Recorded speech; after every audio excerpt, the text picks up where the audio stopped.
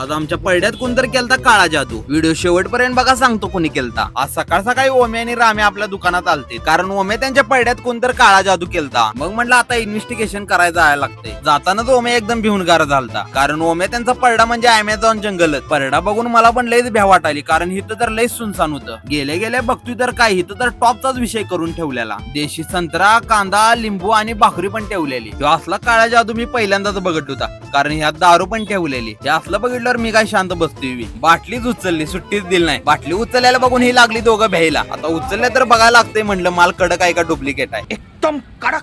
परत राम्याला म्हणलं घे लिंबू, मस्तपैकी सरबत करून पिव्या. राम्या काय लिंबू घ्यायला तयारच होत नव्हता, लयच भिल्याला. शेवटी भावानं धाडस करून घेतला लिंबू आणि गेलो घेऊन. आणि जाताना काय म्हणाल तर बघा, तुझ्या बाणभूत मागे लागते. चला कसा कसा लिंबू धुतला आणि लावले की सरबतचं नियोजन. लिंबू पिळा, साखर टाकली, मग काय झाला की सरबत तयार. त्यातनं यात केला आणि दिला की ओम्याला प्यायला. मग काय म्हणते बघा ही.